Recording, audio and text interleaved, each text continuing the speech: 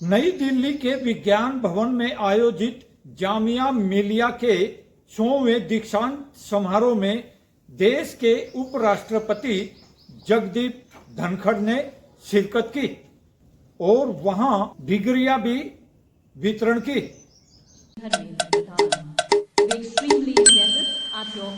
आप तस्वीरों में देख सकते हैं कि जामिया मिलिया का यह 100वां दीक्षांत समारोह है और विज्ञान भवन दिल्ली में कार्यक्रम आयोजित हो रहा है, जिसमें देश के उपराष्ट्रपति जगदीप धनखड़ के अतिरिक्त देश के शिक्षा मंत्री धर्मेंद्र प्रधान भी मौजूद हैं और यहाँ डिग्रियां वितरण की जा रही है, क्योंकि छात्र छात्राओं ने अब यहाँ उपलब्धि हासिल की है तो उनको गोल्ड मेडल भी दिया जा रहा है। इस दौरान सभी में खुशी देखी गई और यह समारोह काफ़ी प्रभावशाली भी रहा, क्योंकि उपलब्धि जो है वो सामने आ रही थी।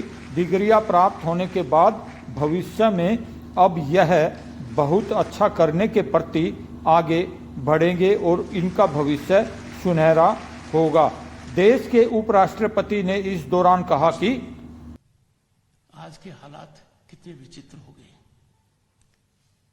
असहमति को तो स्वाभाविक है, आवश्यक नहीं है कि हमारी बात पर सहमत हों। हम असहमत हो सकते हैं, अलग अलग विचार हो सकते हैं, पर असहमति को विरोध में बदलना जनतंत्र के लिए अभिशाप से कम नहीं है। भारतीय संस्कृति और सभ्यता की मूल भावना से मेल नहीं खाता है। असहमति करो, इसको विरोध मत मानो। संवाद की डोर मानवता और प्रजातंत्र के जीवन की डोर है। If you cut off communication, whether in the family or society, and of course, it has draconian consequences if such disconnect is there in temples of democracy. इसमें खिंचाव और गांठ जन कल्याण के लिए हितकारी नहीं हो सकते। एक छत के नीचे विरोध और असहमति स्वाभाविक है। विरोध का प्रतिशोध में बदलना प्रजातंत्र के लिए हितकारी नहीं है। इसका एक ही निदान है, डायलॉग। एक ही निदान है, विचार विमर्श। I am sure it is obligation for every citizen of the largest democracy to generate an ecosystem. Your voice matters more than anything else. You are the greatest stakeholders in growth of this country and blossoming of democracy.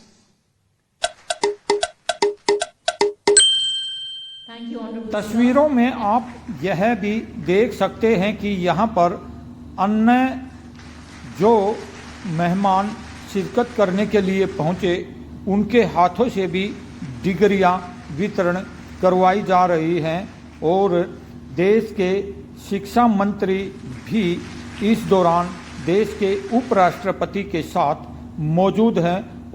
शिक्षा मंत्री धर्मेंद्र प्रधान ने मंच से बोलते हुए शिक्षा पर जोर दिया और कहा कि आने वाले 25 वर्ष शक्तिशाली होंगे। कई सालों से रखता हूं, आज भी रखता हूं। संयोग से शिक्षा विभाग की काम भी अभी प्रधानमंत्री जी ने मेरे को दिया है।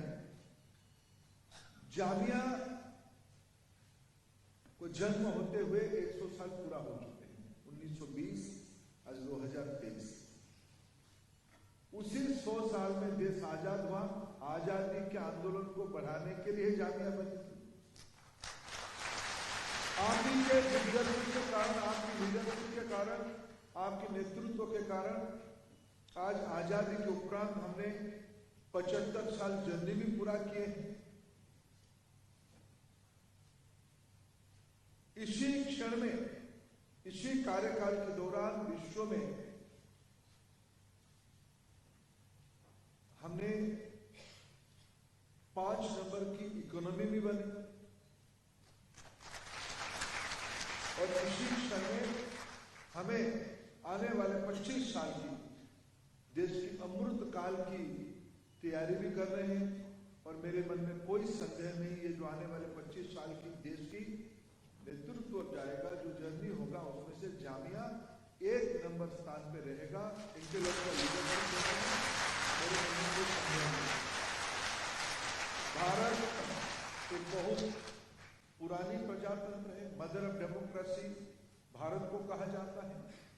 भारत एक नई महाशक्ति करके दुनिया में उभर रही है, ये नई बात नहीं है। भारत सदियों से मनुष्य सभ्यता के आरंभ से भारत के अपने आप में ह्यूमैनिटी के प्रति सोच है, देन है। अप्स एंड डाउन तो लगे रहता है, लेकिन इसमें कोई संदेह नहीं। आज हम एक विशेष परिस्थिति में पहुंचे हैं जब मैं जामिया की कन्वोकेशन में उपस्थित हूं। मित्रों, दो विषय कहूंगा। एक, जिसके बारे में आदरणीय वाइस चांसलर मैडम ने कहा कि हम सभी लोग मिलके 2020 में ठीक 100 साल बाद जामिया की स्थापना के देश में राष्ट्रीय शिक्षा नीति बनी है। यह शिक्षा नीति केवल भारत की 140 करोड़ नागरिकों की इंटेलेक्चुअल कैपेसिटी को बढ़ाने के लिए नहीं। आज भारत इसी स्थिति में पहुंचा है जब हम G20 की प्रेसिडेंसी की दायित्व में है। प्रधानमंत्री जी ने अभी अभी कहा कि भारत वेस्टर्न वर्ल्ड और ग्लोबल साउथ, यानी भारत विश्व की जो जरूरतमंद देश है, इन्हीं के बीच में सेतु की काम करेगा, ब्रिज की काम करेगा। और उस ब्रिज में प्रमुख पिलर जामिया जैसे इंस्टीट्यूशन है।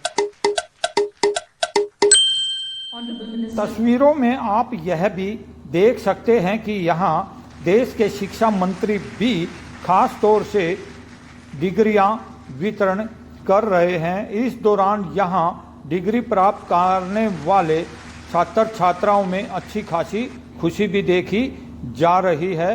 कार्यक्रम शक्ति ताकत से संपन्न हुआ और देश के राष्ट्रपति फिर कार्यक्रम की समाप्ति के बाद वापस लौट गए। मंत्री धर्मेंद्र प्रधान ने भी इस कार्यक्रम में हिस्सा लिया और कहा कि देश में शिक्षा एक ऐसा माध्यम है जो भविष्य में युवा पीढ़ी को शक्तिशाली बनाएगा, जिसके लिए भारत सरकार तेज गति के साथ कार्य कर रही है और आने वाले 25 वर्ष बहुत ही शक्तिशाली होने वाले हैं।